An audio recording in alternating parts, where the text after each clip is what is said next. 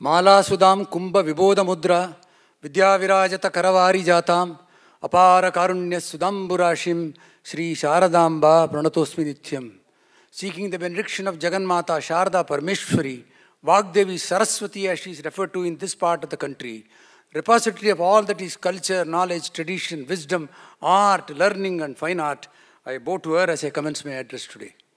It gives me great pleasure to welcome you all to this pleasant and solemn function organized this evening to commemorate the 103rd birth anniversary of that musician of musicians, that musician non-peril, that nightingale of music, Bharat Ratna Dr. M.S. Subbulakshmi, and to confer the Sri Shanmukhananda, Bank of Baroda, Bharat Ratna M.S. Subbulakshmi Fellowship in Music to 49 young and emerging artists of all genres from all across the country. We were privileged and blessed to celebrate every milestone in the life journey of Subbulakshmi. The Sabha was indeed fortunate to celebrate the centenary of Subbulakshmi over a record period of 3 years, never before seen in the history of the cultural aspect of history in any part of the world. The last year was extended by the Government of India, the instance of the Government of India, to have the celebration spanning over 3 years. Those 3 years, there was flow from this Vyasapita of undiluted, unrationed divine music that came across from several musicians, young, old, veterans, Jambavans of our times, all types of awards, accolades and honors, and all remembrances of Subbulakshmi. The high point of these celebrations was the institution of the fellowship in music to be given to young and emerging artists all across the country.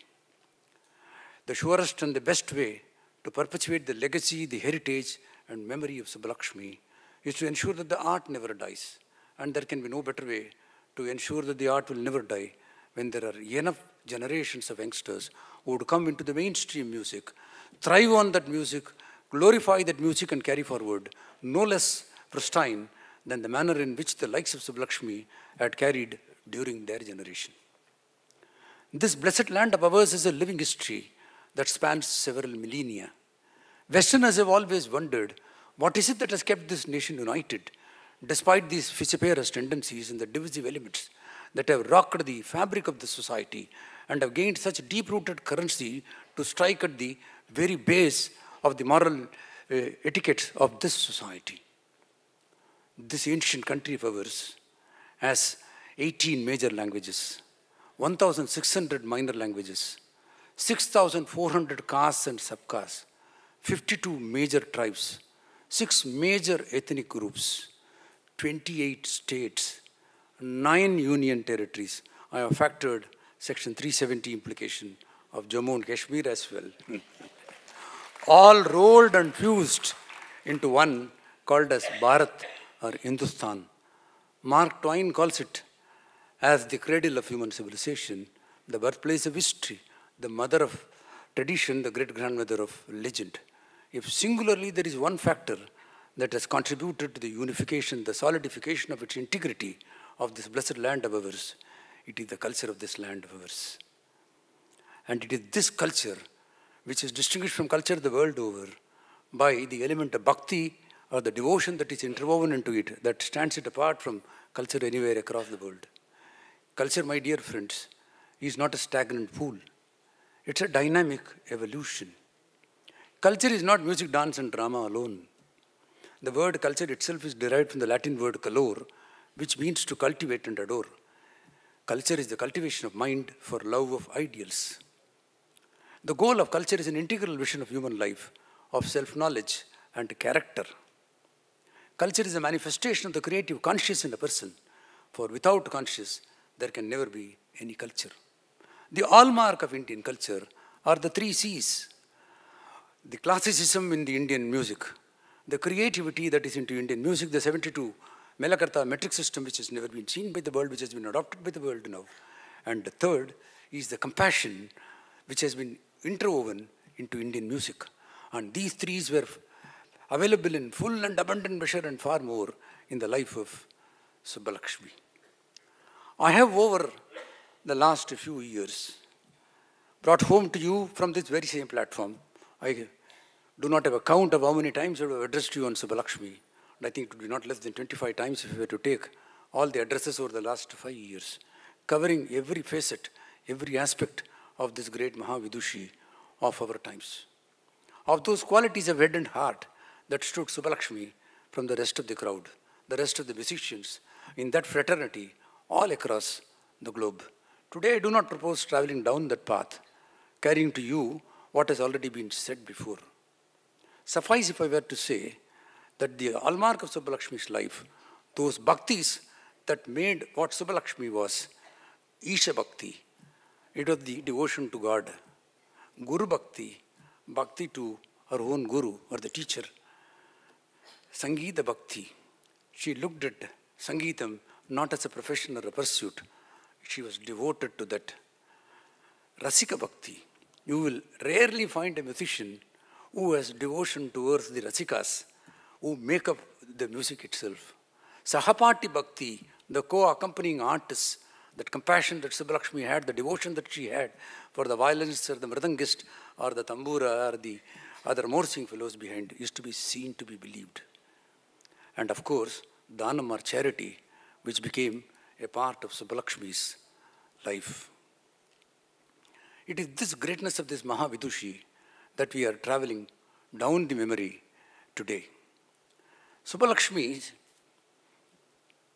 empathy for the poor and the downtrodden was not in the crores of rupees that she signed off from her performance fee from various platforms, but it is her empathy for them in the daily life that lent mercy to the music itself that Subbulakshmi gave.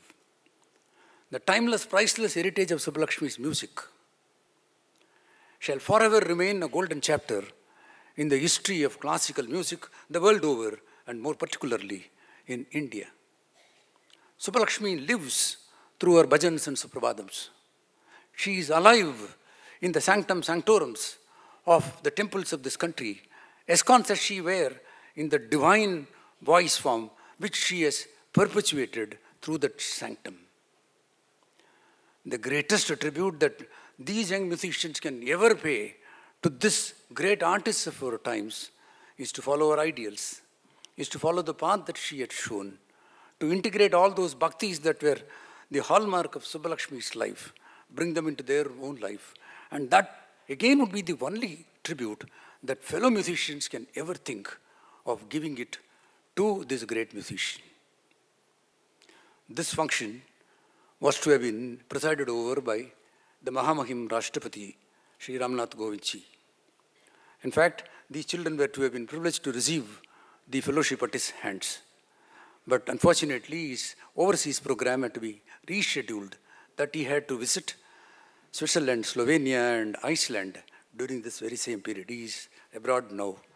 And therefore, we were denied that privilege of having the Rashtrapati to preside over this function. I'm sure the year following or the years following, we will have the grace of his presence over here to motivate these young minds. And we have those benefactors, those people who have made this function possible, presiding over today's function today. What better way to have a function than to have those people who are instrumental in preserving the art itself. There is a strong message that comes from each one of them, that in our corporate life, there is space for Indian art, culture and tradition. And it lies in the wisdom of every professional to earmark a small component of it, however infinitesimal it be, for the preservation and the perpetuation of this great virasat of this blessed land of ours. And that message comes from these people on the dais today. As I come to the end of my address this evening, may the Jagannatha, Kamakoti Kamakshi, shed her grace on all these young ones.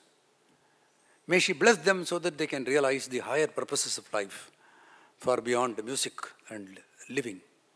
May she bless us too, so that we can draw a life, leave from the life of nobility of Subbulakshmi and make our lives sublime. May the grace and benediction of Subbulakshmi ever be on us, so that that spirit that animated Subbulakshmi can also come infinitesimally small portion into our lives and lead us into the pilgrimage of perfection. Thank you.